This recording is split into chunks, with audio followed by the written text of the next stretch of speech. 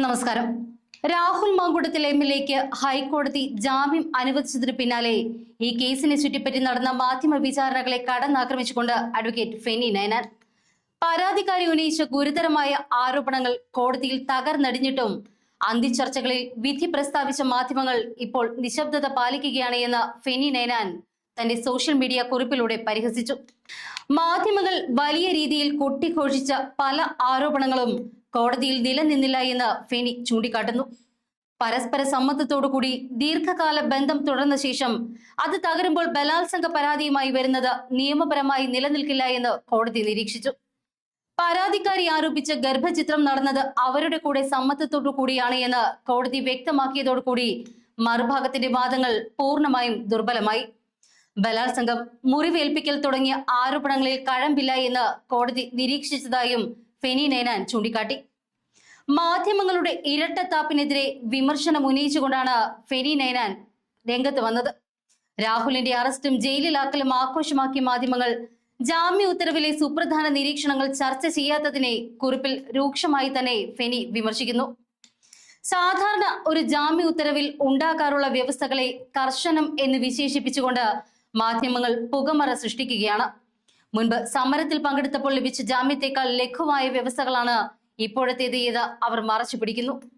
കോടതിയുടെ താക്കീത് ബന്ധം പരാജയപ്പെടുമ്പോൾ ബലാത്സംഗ പരാതി നൽകുന്നത് പുതിയ കാലത്തെ ഒരു ട്രെൻഡായി മാറിയിട്ടുണ്ട് എന്നതാണ് സുപ്രീം കോടതിയുടെ നിരീക്ഷണം. ഹൈക്കോടതി ഇത് ആവർത്തിച്ചിട്ടുമുണ്ട്.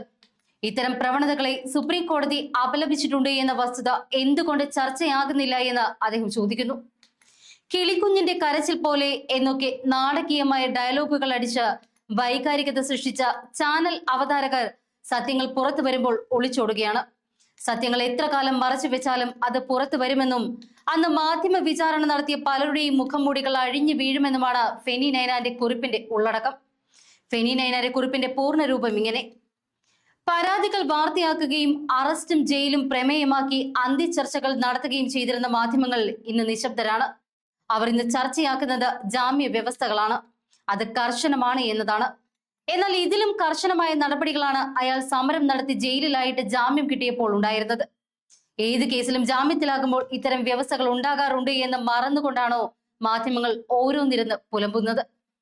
കോടതിയിൽ പരാതിക്കാരി കൊടുത്ത മാധ്യമങ്ങൾ സെൻസേഷണലായ കാര്യങ്ങളൊക്കെ തന്നെ ഇന്ന് കോടതിയിൽ പൊളിഞ്ഞു വീണത് ആരുമെന്തേ വാർത്തയാക്കാത്തത്? ബലാത്സംഗവും മുറിവേൽപ്പിക്കലും ഒന്നും കോടതിയിൽ നിലനിന്നില്ല.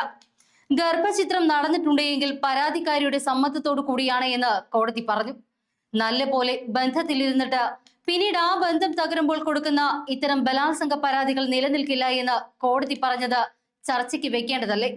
പരസ്പര ഇഷ്ടത്തോടു കൂടിയുള്ള ബന്ധം തകരുമ്പോൾ ബലാത്സംഗ പരാതി കൊടുക്കുന്നത് ഇപ്പോഴത്തെ ട്രെൻഡാണ് എന്ന് സുപ്രീം കോടതി പറഞ്ഞത് ഹൈക്കോടതി ജാമ്യ ഉത്തരവിൽ ഉൾപ്പെടുത്തിയത് ചർച്ചയ്ക്ക് വെക്കേണ്ടതല്ലേ?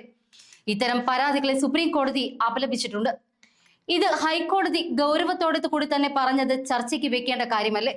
കിളിക്കുഞ്ഞിന്റെ കരച്ചിൽ പോലെ എന്നൊക്കെ നാടകീയ ഡയലോഗ് അടിച്ച ചാനൽ അവതാരകർ ഇന്ന് നിശബ്ദരാണ്. നിങ്ങളൊക്കെ എത്ര മറച്ചു വെക്കാൻ നോക്കിയാലും സത്യമൊക്കെ പുറത്തു വരും. അന്ന് സത്യങ്ങൾ അറിയുമ്പോൾ പലരുടെയും മുഖംമൂടികൾ അഴിഞ്ഞു വീഴും.